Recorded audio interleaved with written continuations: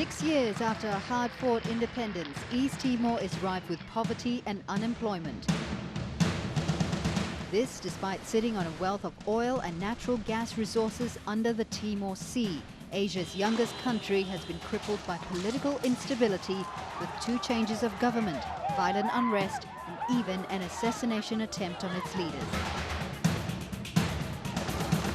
In this edition of 101 East, we ask, can East Timor govern itself?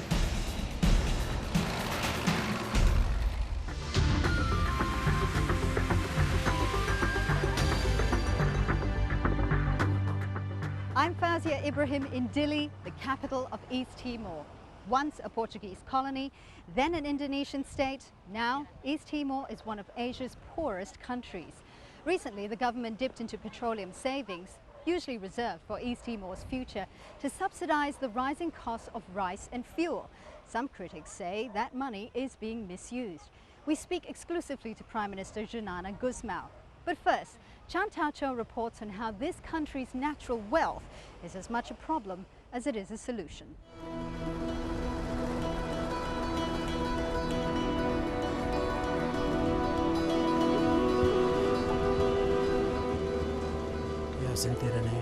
Since independence, there hasn't been much change to my life. I have no education, so I have to continue working hard in the field. 40-year-old Mateus Castro is a vegetable farmer. Every week, he makes this slow, winding journey from his home in the mountains to sell his produce in Dili.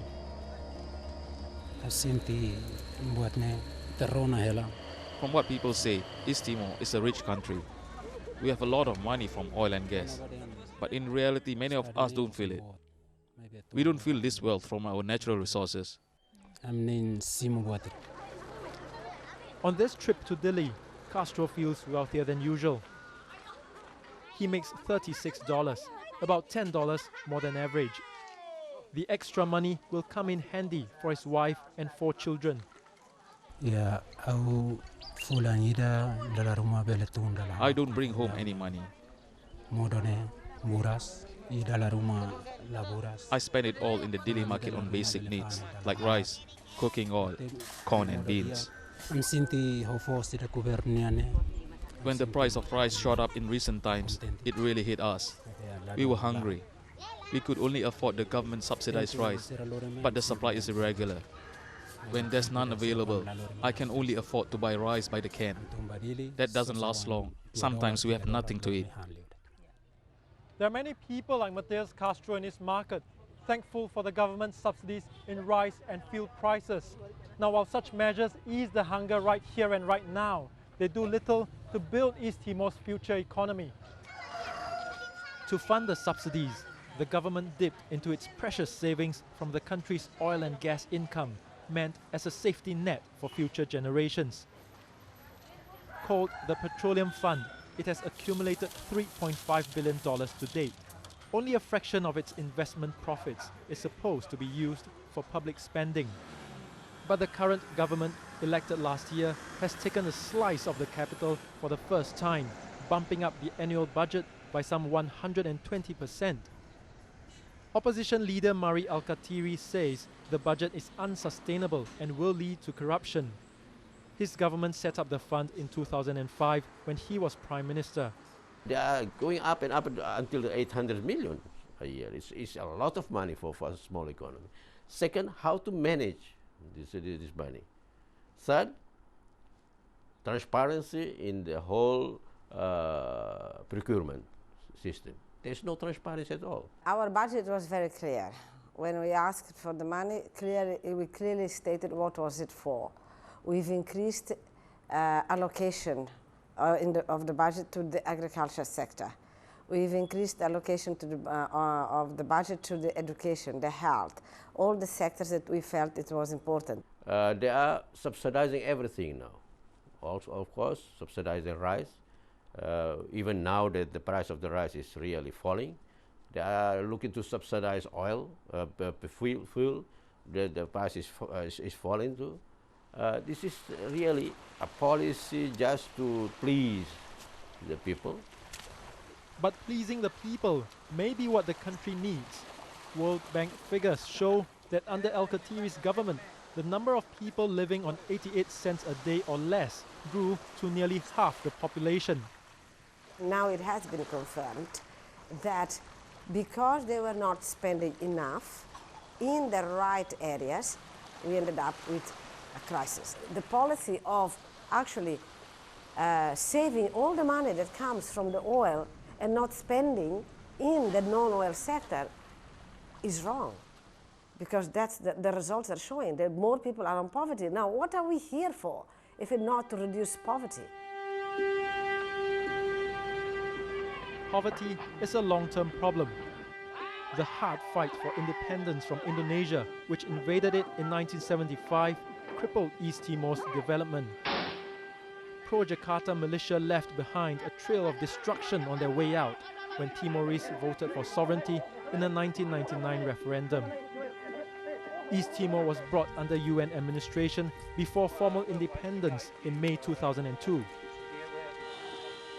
But self-governance has been fraught with instability. The army tore apart along regional lines in 2006, triggering further violence. 37 people died and 150,000 were displaced.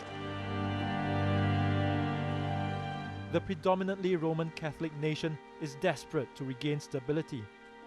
Hope comes from an untapped and disputed offshore oil and gas reserve called the Greater Sunrise Field. East Timor is drawing up plans for a deep-sea pipeline and petrochemicals plant to rake in an estimated $90 billion worth of oil and gas from the field. But Australia is eyeing the Greater Sunrise as well. It wants to pipe the natural gas to Darwin, process it there, and split the revenue 50-50. This, even though the field falls on East Timor's side of the median line.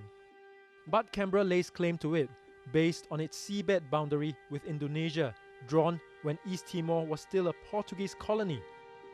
Under a current agreement, neither East Timor nor Australia can exploit the field without approval from the other side.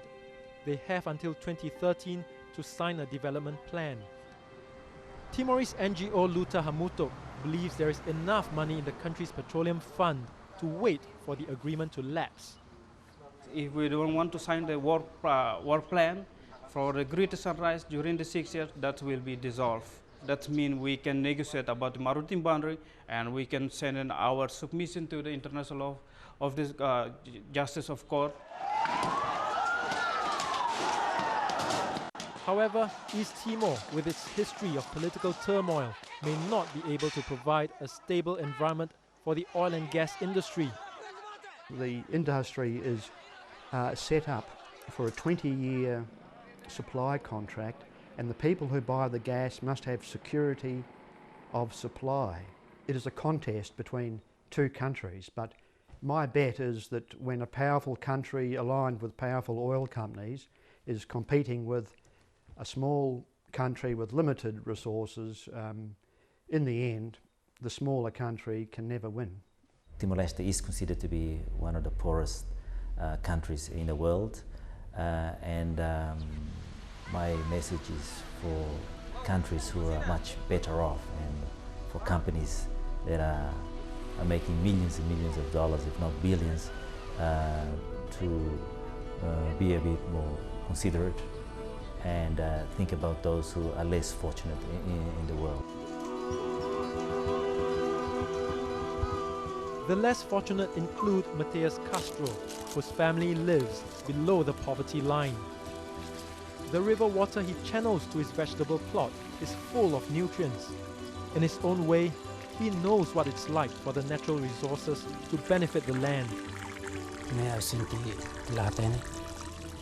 I don't know if I'll live long enough to see the riches from oil and gas piped to East Timor. Hopefully, my children will.